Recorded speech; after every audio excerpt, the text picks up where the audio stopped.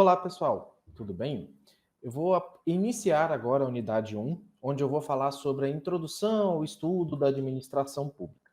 Bom, antes de eu iniciar o conteúdo propriamente dito, né, eu quero chamar vocês para uma reflexão inicial aqui, né? Vocês estão num curso de administração pública, estão estudando administração pública, às vezes os conteúdos até perpassam uma disciplina a outra, né? Mas afinal, o que é administração pública? Que a gente tanto escuta falar e às vezes confunde com gestão, com tipos de gestão, entre outros. Tá? A administração pública, ela consiste num conjunto de órgãos, né, que são as estruturas ali, os serviços, os tipos de serviço prestado e as pessoas que são os agentes do Estado que vão assegurar a satisfação das necessidades coletivas, que são variadas, são diversas, tá? E que se resumem como a segurança, cultura, saúde e, de maneira geral, o bem-estar das pessoas. Tá? Aqui eu trouxe o conceito de dois autores, um mais clássico e o outro um pouco mais atual, tá? Um de 99 e um de 2013, tá? E do Hermann e Mayer. Eles dizem que a administração é a ocupação de todos aqueles que atuam em nome do povo. Ou seja, quem está na administração pública, ele está desenvolvendo uma ocupação em nome do povo e em nome da sociedade, que, de uma maneira ou de outra, os delegam, de alguma maneira, tá? Esses gestores, e essas ações tomadas por esses gestores têm consequência para os indivíduos e para os grupos sociais. O conceito do Paludo, que é um cara também bem conhecido aí na administração pública, ele diz, tá? Isso já um bom tempo depois, aí praticamente 14 anos depois, ele diz que a administração pública, em um sentido amplo, lato, compreende o governo, que toma as decisões políticas, a estrutura administrativa e a administração, que são os meios, né, ou seja, que executam as decisões, e em sentido mais estrito, o conceito de administração pública vai compreender apenas as funções ali exercidas, as funções administrativas, que vão executar os programas de governo, as ações de governo, vão prestar serviço e demais atividades. Tá? O que esses autores geralmente têm em comum? Eles diferenciam a questão de um meio, da máquina, né? Eles ficam ali um pouco na dúvida de como a pessoa chegou ao poder de gestão, né? Porque você tem vários tipos, você tem as monarquias, as democracias, o autoritarismo, tá? As aristocracias, entre outras. Tá? Então, de maneira geral, você tem o meio, o modelo inicial de gestão e você tem a estrutura que vai prestar esse serviço para a população e, obviamente, uma população com uma demanda de um serviço a ser prestado. Tá? Então, é importante entender que o conceito da administração pública que se desenvolveu no Brasil, ele se assemelha, na verdade, ao longo do tempo, ele vem copiando modelos internacionais. Tá? Nós não temos um modelo de administração pública que é inédito em nível mundial. Tá? Então, e esse contexto que a administração pública se desenvolveu, ele passou a ser mais marcante a partir de 1986, quando o governo militar deixava ali né, já estava enfraquecido, e a própria população, né, por meio das assembleias, né, das constituintes, elas começaram a cobrar essa mudança, porque o mundo já estava mudando e o Brasil estava estagnado. Tá? Então, é importante a gente frisar que desde 1986, quando a gente teve o processo de redemocratização, e a gente vai falar sobre isso em outras unidades, desde 86 a gente vive num regime que eu coloquei democrático, entre aspas, tá? Porque ele é um democrático, mas não é uma democracia total, completa, e isso eu já vou explicar. Tá? A Constituição Federal de 88, ela veio para corrigir muito do que o governo errou em anos anteriores. Porém, até hoje, tem vários artigos e vários assuntos da Constituição Federal que não foram regulamentados ou que foram só no papel e que na prática não funcionam. Um outro aspecto que precisa ser destacado e que merece uma certa reflexão por nossa parte é o fato da gente ser uma república federativa. O que significa isso? Tá? Logo no artigo 1º da Constituição Federal é dito que a República Federativa do Brasil, por isso destaque, é formada pela união indissolúvel, ou seja, você não separa os estados e municípios e o Distrito Federal, e nós vivemos sobre um Estado democrático de direito, né? Eu já vou explicar também esse Estado democrático de direito já já. E o que fundamenta a nossa República e o nosso Estado democrático de direito? Então, primeiro, a nossa soberania de ser reconhecido como uma nação, como Estado, Estado, no caso, ente, né, independente. A cidadania, que é a participação popular, o poder do povo, tá? A participação do ser humano, como do cidadão, como parte do processo decisório. A dignidade da pessoa humana, que tem que ser levada em consideração, em respeito, independente de cor, raça, credo, opinião, tá? Os valores sociais do trabalho e da livre iniciativa. Então, a cláusula é um artigozinho aqui, né, um inciso, na verdade, que valoriza a questão do trabalho e da livre iniciativa, né, do empreendedorismo, de você ser livre pelas suas escolhas, desde que elas sejam responsáveis e não afete a vida de outras pessoas, tá? E também a questão do pluralismo político, que ele reforça a questão de diversidade partidária, que eu particularmente acho que é até um certo exagero a quantidade de partidos políticos que a gente tem no Brasil, né? Mas da onde que vem isso? Por que tem tanto partido político? Esse item da Constituição garante isso, tá? Quando eu comentei, né, a minha opinião, é no sentido de que, para mim, tem muito partido que é Ctrl-C, Ctrl-V de outro e nada mais agrega, né? Ele não vem para somar, ele vai com as outras ou copia e cola o que os outros fazem, tá? E aí, quando eu coloquei a democracia, entre aspas, o que significa isso? Né? Democracia, como assim? Né? A gente vive num país democrático, isso é fato, tá?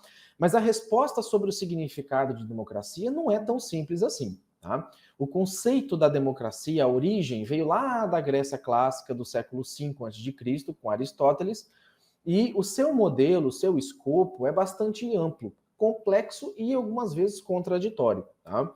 Então, o Norberto Bobbio, que escreveu vários livros e é um sociólogo que escreve muito sobre Estado e governo e sociedade, ele trouxe mais ou menos 3 modelos ou um escopo, basicamente, da evolução, nascimento e evolução da democracia. Então, você tem a teoria clássica ou teoria aristotélica de democracia, que foi onde surgiu, a teoria medieval, que é de origem romana, que foi uma evolução, tá?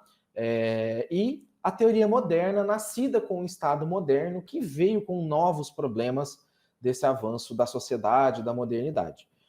E, voltando aqui ao parágrafo único do artigo 1º da Constituição nossa, ele sinaliza que a democracia que a gente busca enquanto país, e ele afirma, né, essa democracia quando ele ressalta que todo poder emana do povo. E esse povo exerce esse poder por meio dos seus representantes eleitos ou, quando na ausência deles, diretamente nos termos dessa Constituição. Tá? Então, a gente se aproxima de um conceito mais amplo de democracia, que é o do governo do povo, pelo povo, para o povo. Né? Então, é um governo voltado para o povo, eleito pelo povo, onde, em tese, o povo tomaria ali, por meio dos seus representantes, as decisões de governança e governabilidade. Então, é possível a gente compreender que o Brasil é um Estado democrático de direito porém, né, na verdade, ele tem um conceito, ele abrange o conceito democrático, porém, eu vou mostrar para vocês que a democracia ela tem algumas subdivisões, alguns autores já começam a trabalhar com uma democracia relativa, digamos assim. Né? Mas, enfim, ao pensar na democracia brasileira, a gente tem indício real de que se trata realmente de um governo pelo povo e para o povo, né? O que a observação da nossa realidade aponta? Quando vocês observam, às vezes, um político almoçando num restaurante de luxo, com um carro público que é levado ele, com segurança pago com dinheiro público, é a mesma realidade do povo que tem que buscar osso em açougue, resto de carne em açougue, para poder comer e sobreviver, né? Então, esse tipo de reflexão que eu trago aqui para vocês é justamente uma reflexão que está associada diretamente à democracia e também com o que faz a democracia derrapar, que é parte da corrupção, que do nossa parte chega a ser até um pouco histórica, tá? Então, vamos a alguns fatos para a gente relacionar isso. Bom, primeiro, a gente vive em um país marcado por profundas desigualdades.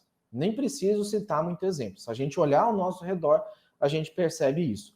Quando a gente tiver, às vezes, o nosso encontro presencial, vocês vão perceber, às vezes, isso. Tá? Colegas que vão chegar, às vezes, de carro, colegas que vão chegar de bicicleta, colegas que vão chegar de carona, e, às vezes, colegas que não vão chegar porque não tem condição, às vezes, de ir numa aula presencial. Tá? E isso é uma das desigualdades do nosso país. Tá?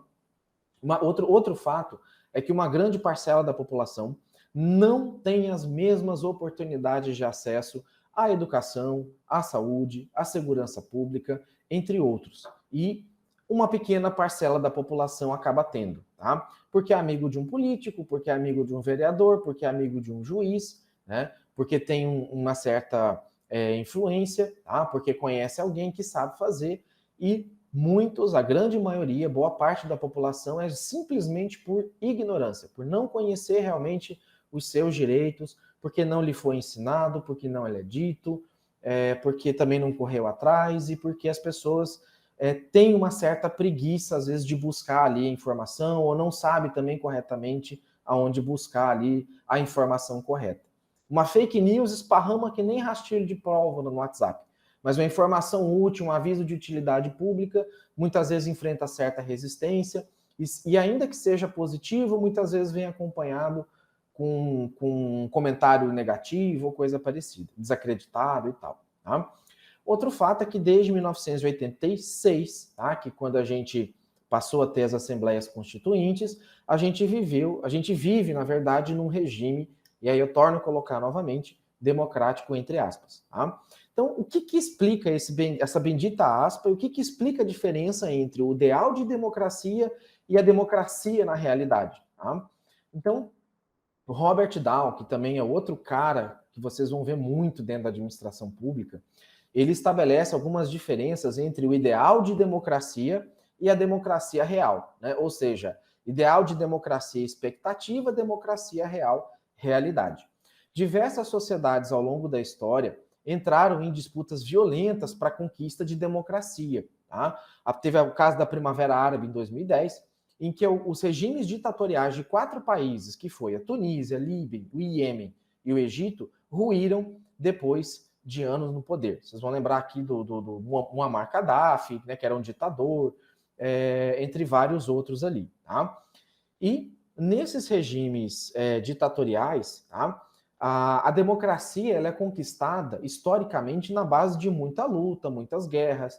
Parte do que vocês estão acompanhando hoje dessa guerra de Ucrânia e Rússia é justamente de um país tentando ser ou continuar independente, tá? E se desenvolver de um regime diferente do modelo socialista comunista imposto na Rússia, tá? Entre outros. Então, a ocorrência de protestos sociais generalizados, ou seja, quando você tem uma boa parte da população clamando por mudança, tá? E que estão em busca de democracia, não faz muito sentido se a gente pensar na democracia brasileira como uma democracia real, né? Que tem ali os seus problemas, as suas distorções. Então, apesar da Constituição Federal definir o Brasil enquanto uma democracia, tá? A gente sabe que a democracia real ela possui diversas imperfeições, problemas, né? A gente podemos refletir o quão democrático o Brasil é. E é possível medir o nível de democracia de um país? Tá? Então, antes de eu avançar, dei uma pensada, né? Será que é possível atribuir um número, eu mensurar ao Brasil um número de quão democrático ele é? Para eu mensurar quais são esses critérios, né? E qual é o mínimo e o máximo que se pode ter? Quais são as classificações de aceitáveis ou inaceitáveis? Tá? Então, Isso não é regra, não é fato não dá para se levar isso como um número absoluto, é um número relativo, tá? Mas há sim alguns modelos e teorias que se propõem a caracterizar e descrever os sistemas democráticos, assim como alguns índices buscam avaliar o nível de democracia dos países. Então, eu apresento para vocês o Democracy Index, que é publicado pela The Economist Intelligence Unit, que é um ranking que estabelece desde 2016 o estado da democracia em 165 países, que eu vou colocar entre parênteses, estados independentes e 2 territórios. Tá? Então, as 5 categorias de análise do Democracy Index são inspiradas no modelo teórico proposto pelo Robert Dahl, que descreve os requisitos, ou seja, o que precisa ter para que haja contínua responsividade do governo, às preferências dos cidadãos politicamente iguais. Essa palavra responsividade, ela tem a ver com resposta imediata. O cidadão tem um problema, o governo vai lá e responde esse problema para esse cidadão. Tá? Então, o Dow ele coloca para a gente esses 5 pilares aqui. Primeiro, um processo eleitoral e pluralismo de ideias, né? Então, há que se ter um dos requisitos para a democracia é que se haja o debate, haja um processo eleitoral para discutir ideias. Tá? Nessas ideias, nessas propostas, geralmente é colocado temas como esse plano de gestão é a favor ou contra o aborto, né? Muito dificilmente, às vezes, você vai ver isso explícito ali num plano de governo, porque ele pode atrair ou repelir voto. Tá? Mas indiretamente ou discretamente, durante um processo eleitoral, esses assuntos são tratados. Tá? Em alguns casos, alguns planos de governo, me lembra até aquela brincadeirinha, aquela cena do filme do Shrek, onde o pessoal está atrás ali do Shrek e pergunta para o Pinóquio, né, onde que ele está, e o Pinóquio dá aquela disfarçada assim, né, eu não sei aonde ele não está, né. Então, em alguns planos de governo, mais ou menos, ele diz não dizendo, né, para ele dar uma acalmada, uma acalentada ali em algumas pessoas e não desagradar tanto outras. Tá? Outro pilar é o funcionamento de um governo. Não adianta você ter um governo eleito que enfrenta resistência, enfrenta protestos sucessivamente, não tem condição de governabilidade, não tem a ferramenta, não é reconhecido como legítimo. Tá? Então precisa ter um governo que funcione para tomar as decisões e desde que elas sejam justas e coerentes. Tá? Ele diz também que deve haver participação política. Então muitos de vocês, assim como eu, deve falar assim, eu não gosto de política, eu não gosto de me envolver com política, tá? Mas ao não se envolver com política, a gente está envolvendo, porque a gente está passando o nosso poder, a nossa voz, para uma pessoa que quer se envolver, né? Então, o ato de omissão nossa, e aí eu me incluo nisso também, né? Porque eu também, essa vida assim, política de vereador, prefeito, governador, não é comigo, né? Presidente e tal.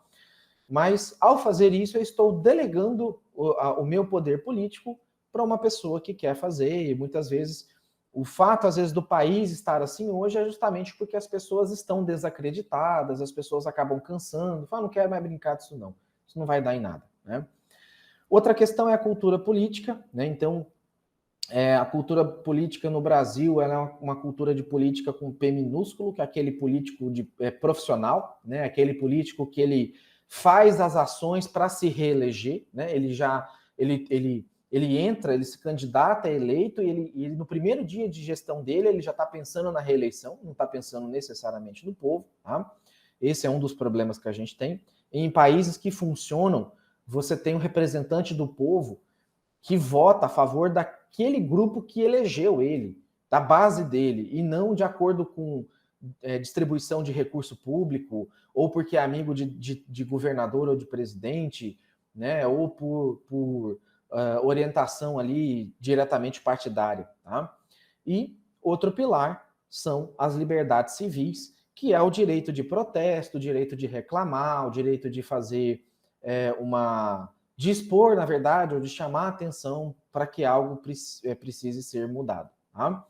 Então, o Dow ele também considera que para um governo continuar sendo responsivo, né, atendendo ali o interesse da população, todos os cidadãos devem ter oportunidades plenas, livres, de formular as suas preferências, né, de dar a sua opinião e de dizer o que quer, de expressar sua preferência aos cidadãos, aos demais cidadãos e ao governo através da ação individual e coletiva, e ter as suas preferências igualmente consideradas sem discriminação decorrente de conteúdo ou fonte de preferência, ou seja, tratados de níveis igualitários, tá? A opinião de um rico tem mais peso do que a opinião de um pobre. Na teoria isso não deveria ter, na prática a gente sabe que às vezes tem, tá? É muito difícil você ver, inclusive o Poder Judiciário, que deveria ser o mais atuante, é totalmente desproporcional o tratamento dado por juízes e desembargadores a pessoas que vêm de família, de origem, né, de recurso financeiro, contra pessoas que não têm recurso, pessoas que são pobres financeiramente ali, falando. Tá? E para que isso ocorra, deve-se ter também as garantias institucionais, ou seja, o Estado também tem que propiciar liberdade para essas pessoas formarem, aderirem a organizações, grupos, classes, deve dar liberdade de expressão para que elas soltem nota, para que elas reclamem, para que elas publiquem, tá? Seja por papel, jornal, rede social, revista, TV, né, mídia como um todo. O direito ao voto, porque é pelo voto que as pessoas ratificam ou retificam as suas decisões. Deve permitir a elegibilidade para cargos públicos, então qualquer pessoa, né, desde que atenda os requisitos mínimos ali, deva ser ou possa ter condições para ser eleita para um cargo público. Deve garantir o direito dos líderes políticos disputarem apoio e também voto, né, sem cercear ali, sem coibir, sem prender, sem envenenar as pessoas. Tá? E aí eu vou citar alguns casos aí da Bolívia, Venezuela e... Bolívia até que hoje está mais tranquilo, mas mais Venezuela, Cuba e China e Rússia. Tá? Deve propiciar para as pessoas também fontes alternativas de informação. E aqui eu chamo uma atenção, porque a gente vive num momento de fake news, um momento de que a desinformação esparrama muito fácil, muito mais do que a informação. Tá? De que as pessoas hoje, elas compartilham conteúdo sem saber a fonte, a origem, e muitas vezes elas acabam ficando refém, né, da ignorância delas mesmas. Então, fontes alternativas de informação faz com que as pessoas tenham acesso a 2, 3, 4, 10, 30 canais, 50 canais de televisão, acessem o site que quiser, né, para que não fique como a Coreia do Norte e a Rússia, que detém o domínio estatal de mídia, né, e na Rússia está tudo bem, a Rússia está certa, a Ucrânia está errado. Na Venezuela, o governo está errado, é os Estados Unidos, o governo está certo e é os Estados Unidos que está fazendo com que a população ache que lá está errado. Tá? Outra característica são as eleições livres e idôneas, né? Ou seja, eleições justas, transparentes, eleições em que o candidato adversário não é preso, ou não é assassinado, ou não é envenenado nas vésperas das eleições. Né? O que aconteceu aí recentemente na Venezuela, aconteceu já na Rússia, já aconteceu em outros países, né, inclusive alguns até desenvolvidos, teoricamente, né, desenvolvidos, ou economicamente desenvolvidos, e as políticas governamentais, elas dependem de eleições e de outras manifestações de preferência do eleitorado, né, ou seja, para que se tenha uma política que a eleição mostre se esse governante está ou não no caminho certo. E, fazendo um parênteses aqui, e não a nossa, que é uma eleição, muitas vezes, que eu voto no candidato X porque eu não quero que o candidato Y ganhe, né? Ou seja, é um voto de negação, não é um voto de apoio, tá? E, para chegar nesses indicadores, o Democracy Index utiliza 4 classificações para os países avaliados, né? Ou seja, eles classificam em democracia completa, democracia falha, regime híbrido e regime autoritário, tá? Eu usei um esqueminha de cor aqui, azul, verde, amarelo e vermelho, mas o site utiliza outro. Tá? É só para mostrar que o azul é o mais completo e o democracia e a partir do que vai caindo vai ficando mais ali para o vermelho. Tá? De acordo com a The Economist, em 2019, 48,4% da população mundial viviam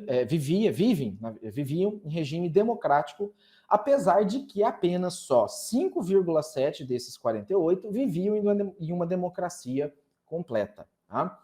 E mais de 1/3 da população mundial em 2019 vivia em um regime autoritário, grande parte na China. Então, 1/3 da população mundial vive ainda hoje, século 21, 2022, num regime autoritário. Tá? Então, em 2019, teve um declínio da média geral global de democracia, de 5,48 em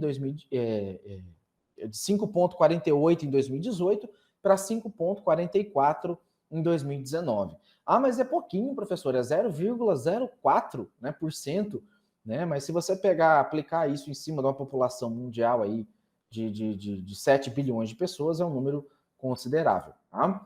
E o Brasil? Onde que o Brasil está nesse indicador aí, nesse índice?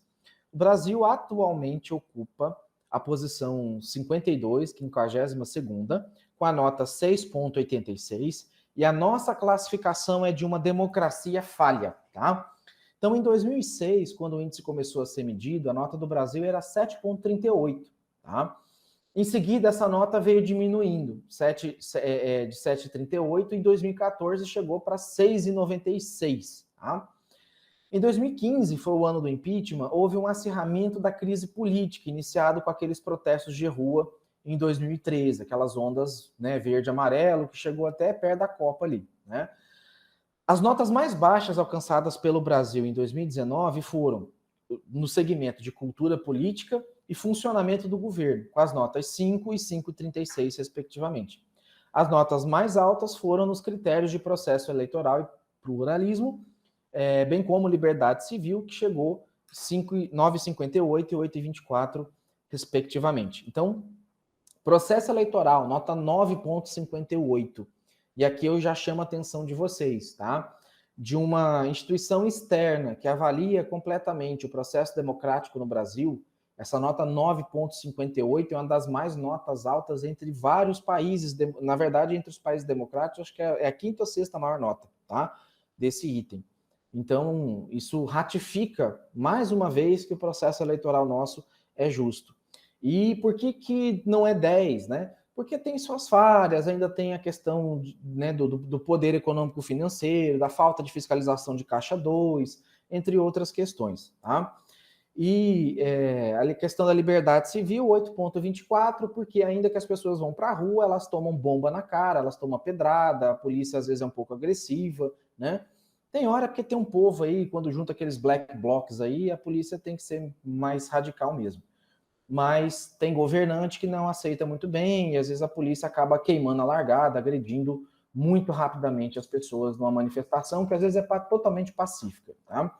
Então aqui eu trago 2 infográficos para vocês. Tá? Esse do lado direito aqui é o da The Economist, tá travando hoje,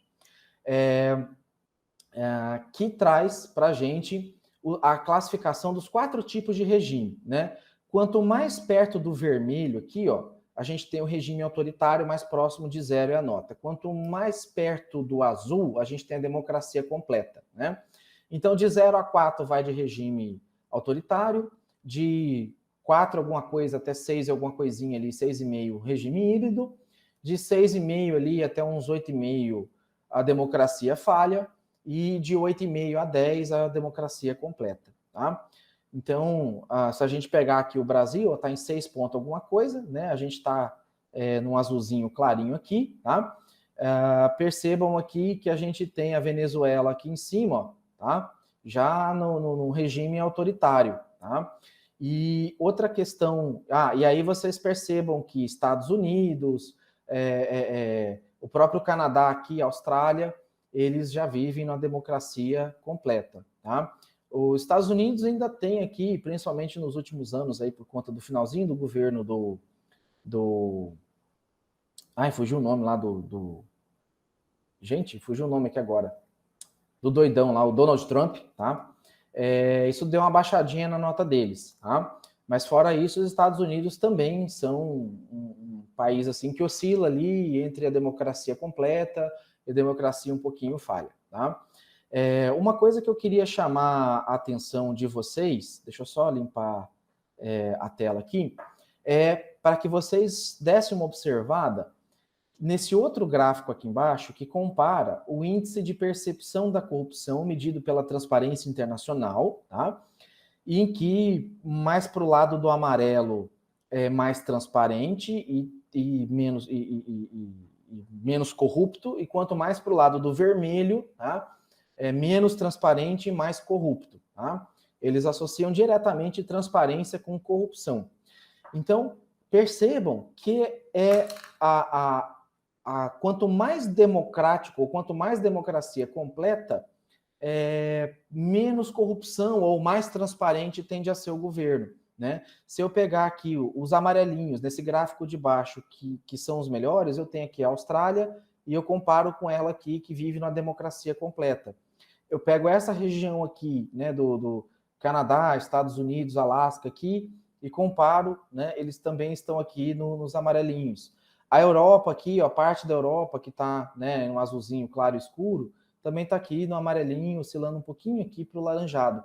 Então percebam, né, que, assim, estatisticamente falando, né, ou fazendo algumas inferências, né, não dá para afirmar categoricamente falando, mas que há um certo grau de correlação aí entre democracia, transparência e corrupção, tá? Então eu trouxe esses dois gráficos, tem os links aqui para vocês acessarem, tá? E pegar os dados aqui um pouquinho mais atuais, mas não vai mudar muito isso aí de um país para outro não, tá? Percebam que a Venezuela também, que eu chamo bastante atenção, ó, né? Que vive aqui num regime autoritário, já mesclando para o híbrido, né? Que nessa classificação aqui de falta de transparência e corrupção também estão bem no vermelho, tá? Outro ranking também de democracia nos países é produzido pela Freedom House, que trabalha a partir da convicção de que liberdade floresce em relações democráticas, em nações democráticas, em que os governos são responsivos com a população. Então, de novo, a palavra responsivo aqui, tá? Só que a sua classificação é um pouquinho diferente e envolve menos categorias que o Democracy Index, tá? E ele classifica em 3 tipos: livre, que é o verdinho, tá? Parcialmente livre, que é o amarelinho, e não livre, que é o roxo, né? Então, né, novamente, a gente olha aqui, tá? Eles são mais do ponto de vista, assim, de eleição, né, de liberdade do eleitor ali para votar, tá? Então, percebam que a Venezuela, novamente, aqui está na cor escura, né, no não livre. O Brasil ainda está no livre aqui, tá? Bolívia aqui já está na zona penumbra, México, né? Já está no parcialmente livre. E a maioria aqui dos Estados Unidos, né, da América do Norte, da Europa e da Austrália, vive aqui como liberdade. Tá? E sobre República Federativa? Né? Então, além da reflexão sobre o nível de democracia no Brasil, é importante compreender o conceito de federação e as suas características. Tá? A federação ela consiste em uma forma de organização do Estado Nacional que é caracterizada pela dupla autonomia territorial do poder político. Essa dupla autonomia significa que a gente tem 2 esferas de poder. O governo central, que é o governo federal, que decide pelas ações macro, e o governo descentralizado, que são chamados também de Estados-membros ou governos-membros, que a gente chama de Estado, né, aqui no Brasil. Em outros países tem o nome de província, região ali, enfim, para caracterizar que é uma divisão, é uma parte do território que tem um governo local ali para atender as demandas diferentes da população. Tá? Então, a principal característica do sistema federalista é a descentralização do poder político, pois as 2 esferas têm poderes únicos e concorrentes para governar sobre o mesmo território e pessoas. E existe um negócio chamado Pacto Federativo, que é um conjunto de previsões constitucionais que são acordados entre forças divergentes com o objetivo de estabelecer unidade nacional e garantir a autonomia política. Então, nesse Pacto Federativo, você tem os limites até onde a União pode ir, até onde o Estado pode ir, o que é competência do Estado, o que é competência da União, que é uma competência que pode ser delegada, tá? Então, esse pacto federativo, ele é colocado para que a União, muitas vezes, não legisle sobre os estados, tá? Ainda que às vezes isso ocorra meio que indiretamente, e para que os estados também não legislem sobre a União, né? Então, se aqui no Brasil a gente não tem pena de morte, por que nos Estados Unidos tem? Tem estado que tem estado que não. Porque eles vivem num regime federativo, mas um pouquinho diferente do nosso. Lá, para algumas regras, né, eles não têm esse pacto federativo, ou, na verdade eles têm, mas é bem diferente do nosso, tá? Eles não têm o pacto como nós temos aqui, né? E é nesse pacto que vai dizer o que cada um pode ou não pode fazer, tá? E o federalismo ele tem algumas características, né? Então, divisão do território em subunidades, que são os estados, sistema bicameral, tá? Então a gente tem esse modelo nosso de Câmara dos Deputados e o Senado, né? Um para cuidar de políticas internas e externas, tá?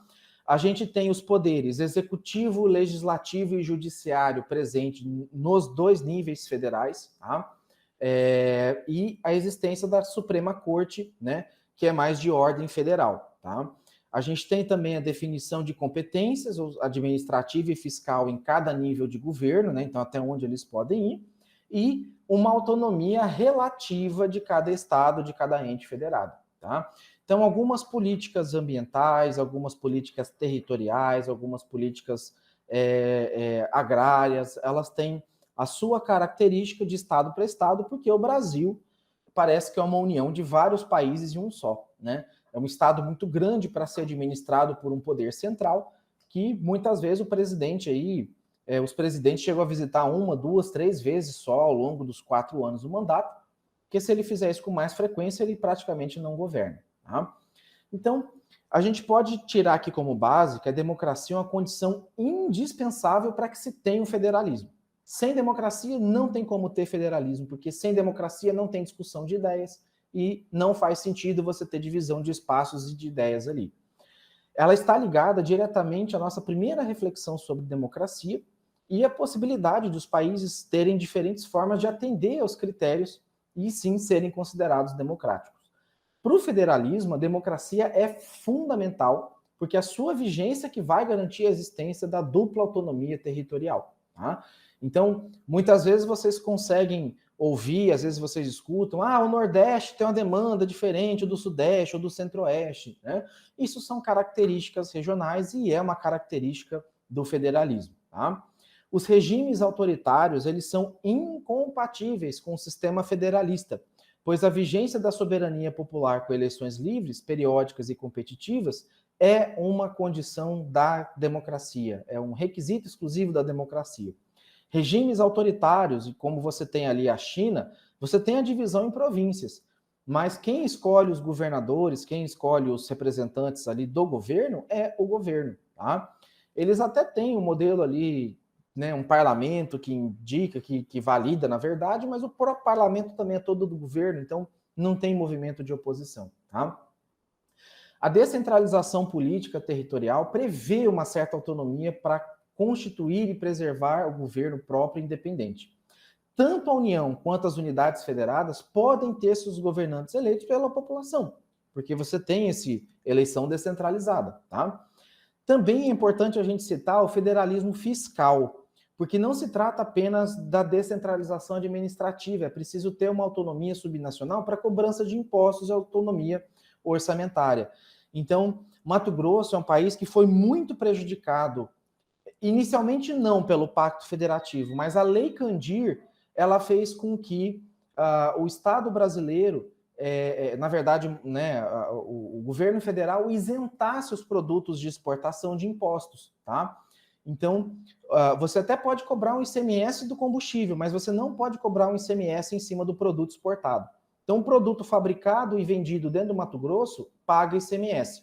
Um produto fabricado no Mato Grosso e exportado não paga ICMS, tá? Porque a Lei Candir isenta e o governo federal fica de compensar o governo estadual, mas já tem vários anos que essa compensação não é feita, tá? O que é essa compensação? É ele pegar parte da arrecadação de impostos dele e devolver isso para o Estado, né? Porque aí quem perde com isso é a população, tá? E os sistemas de pesos e contrapesos, né, conhecidos na public management como checks and balance, é garantido, né, ou seja, o equilíbrio ali, é garantido pelas instituições políticas que dão autonomia às unidades subnacionais, aos estados, e garante a autonomia do poder central. Tá? E aí vem o seguinte questionamento aqui já para a gente estar encerrando. Né? E quais as instituições que vão garantir o funcionamento do nosso federalismo? Tá? Então, a gente tem a divisão dos poderes, executivo, legislativo e judiciário, que são poderes independentes nos dois níveis da federação, federal e estadual. Tá? São poderes independentes, então não existe um poder maior que o outro, apesar, às vezes, de você ter um legislativo que se vende para o executivo, um executivo que quer comprar o legislativo, às vezes por meio de mensalão, caixa 2 e às vezes explicitamente por emendas parlamentares, tá? E um judiciário que deveria tomar decisões em cima da lei, que muitas vezes utiliza assim, de princípios próprios, de ideias próprias, um judiciário que tem o mesmo processo e 2 pesos e 2 medidas, né? E que infelizmente é o poder que um dos poderes que mais está desregulado, porque sofre atualmente forte influência política partidária. Tá? No nível nacional, a gente tem a primeira Câmara, né, para garantir os interesses da maioria, e a segunda Câmara para garantir os interesses dos estados federados. Né? Então, você tem dentro do judiciário ali, você tem, né, a primeira Câmara, que é os interesses da maioria da população, e a segunda Câmara do interesse dos estados.